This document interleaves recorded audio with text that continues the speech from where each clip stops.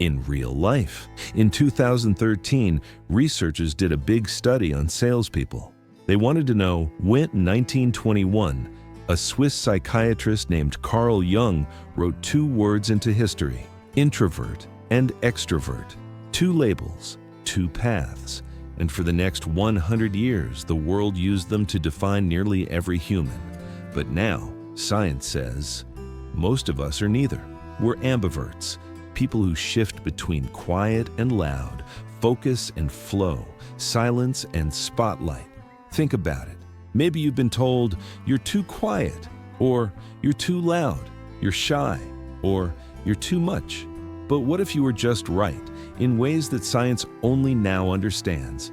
Imagine a student who excels in silence, a performer who crashes after applause, a leader who can connect because they do both. If you've ever felt split between two worlds, this story is about you. Because in the next few minutes, we'll explore the hidden history, the brain science, and the life-changing truth behind what really makes you, you. Are you an introvert, an extrovert, or something no one ever told you about? Let's find out. In 1921, a Swiss psychiatrist named Carl Jung shared a new idea with the world. He said people aren't all the same. Some turn inward to recharge, others turn outward to gain energy. He called them introverts and extroverts. It was a simple way to explain how people handle the world, and for many, it was the first time they felt understood. Suddenly, it made sense. Why some people love deep thoughts and quiet time, and others shine at parties or around people. Think of it like a phone charger. Introverts plug into their own minds. Extroverts plug into the world around them. But Jung never said this was black or white. He believed these were preferences, not fixed types. Just a way to notice how people refuel. He never meant for anyone to feel trapped by the label, and he definitely didn't say introverts are always shy. Still, over time, the world took his idea and made it too simple. It became a box people had to live in. So how did this deep theory turn into a billion-dollar personality business? Let's find out. In the 1940s, a mother and daughter sat down with Carl Jung's ideas and decided to build something bigger. Their names?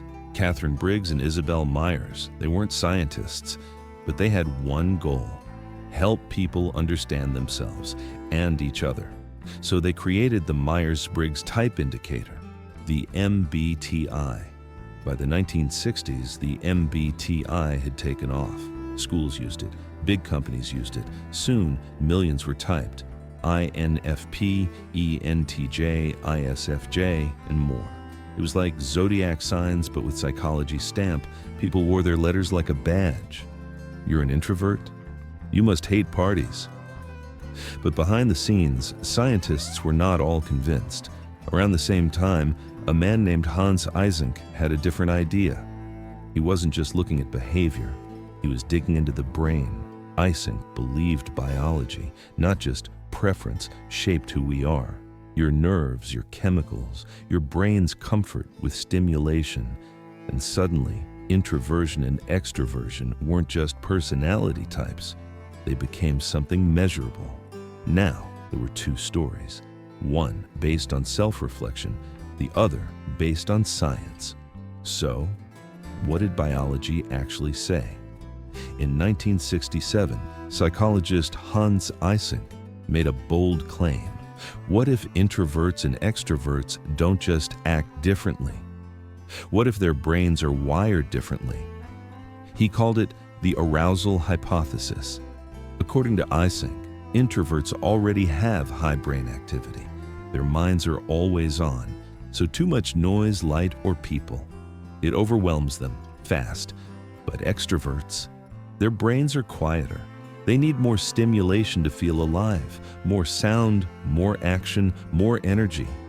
It's like this. Imagine two people listening to music.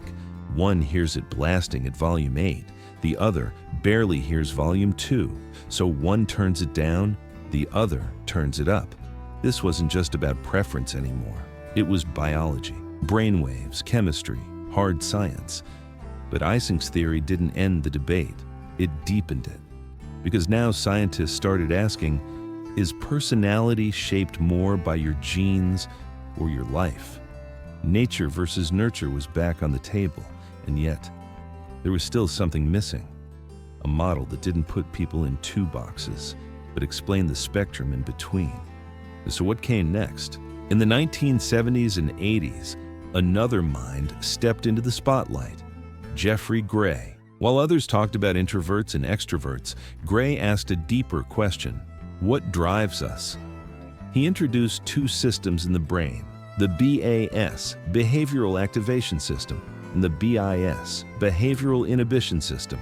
People with a strong BAS, they chase rewards, excitement, adventure, risk. The ones with a stronger BIS, they watch, pause, protect.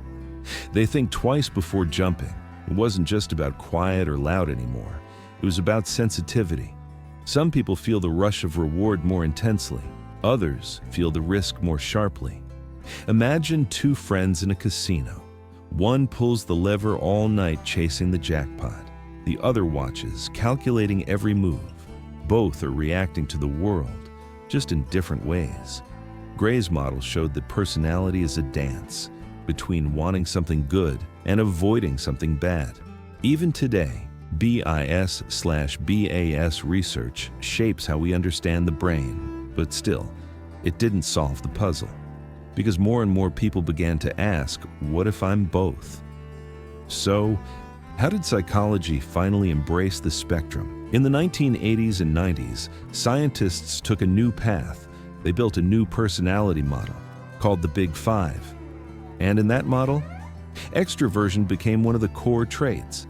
But this time, it wasn't just introvert or extrovert. It was a spectrum, a sliding scale with two hidden layers: dominance, how bold or assertive you are; enthusiasm, how much joy and energy you show. Imagine a slider bar, not just two buttons to click. Now you could be low, high, or somewhere in between. And right in the middle, that's where most people are. Not introvert, not extrovert, but ambivert. People who can enjoy crowds and still love a quiet evening alone. People who speak up in meetings but also know when to listen. The Big Five model gave us a mirror. That showed most of us don't live at the extremes, but even as science evolved, popular culture stayed stuck. Still calling people shy or social, still using boxes when we live in shades. So now the question becomes, is your personality something you're born with, or can it change with time? In the 1990s and 2000s, scientists made a big discovery. They looked at twins, families, and brain scans, and they found something surprising. Your personality is partly in your DNA. In fact, about 40 to 60% of who you are comes from your genes. But the brain told an even deeper story. There's a tiny part inside your head called the nucleus accumbens. That's where you feel reward and pleasure. For extroverts, this part lights up extra bright after something exciting, like a win, a compliment, or a surprise. For introverts, it doesn't hit as hard. It's like having different settings on your music volume. One person hears things louder, another hears it softer. But neither is wrong, just wired differently. This helped explain why some people chase fun and noise, while others prefer peace and space. But here's the twist. Your genes may tilt you one way, but your life, choices, and habits shape the rest. That's why you can find a shy extrovert or a confident introvert. Because even with the science, you're more than just wiring. So now the question is, how does this play out? Who sells more, introverts or extroverts? The answer shocked everyone. It wasn't the loud talkers, it wasn't the quiet listeners, it was the ones in the middle. They're called ambiverts, people who can listen when needed and speak up when it matters. Ambiverts don't just balance, they switch gears like a pro driver. They can be quiet or bold, fast or slow, calm or energetic, depending on the moment. The study showed a curved line. Too much of either extreme and success drops. But right in the middle zone, sales shot up. It's not about being average, it's about being flexible. That's the real power. In meetings, in classrooms, in families, ambiverts fit better. Because life isn't black or white, it's situations. And situations change. So while some people stay stuck in one mode, ambiverts can adapt and win.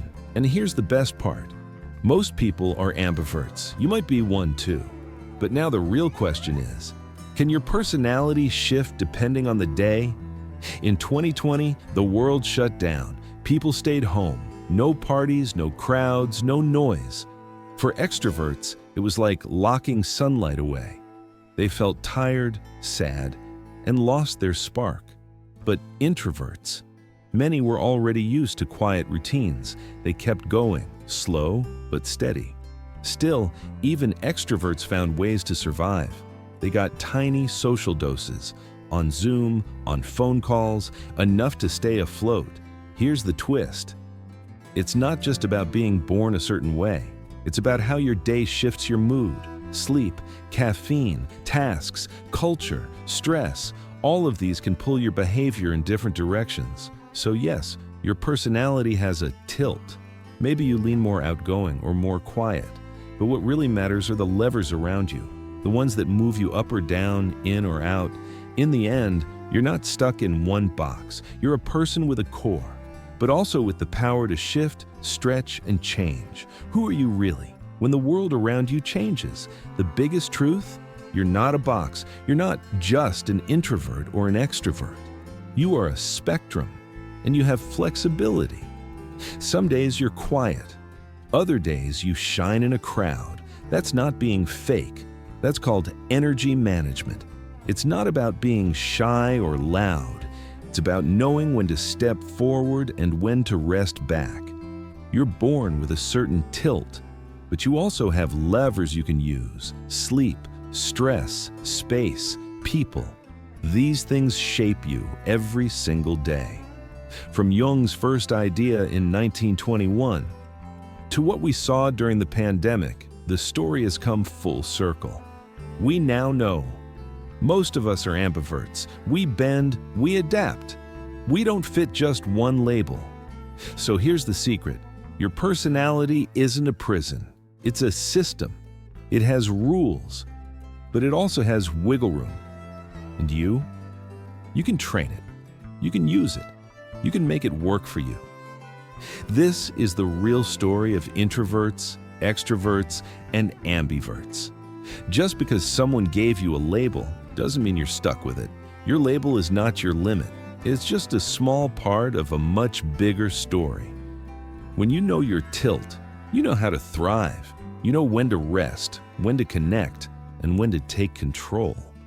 So if you found this eye-opening, subscribe for more stories backed by real science. And now tell us, are you an introvert, extrovert, or ambivert? And has this story changed the way you see yourself?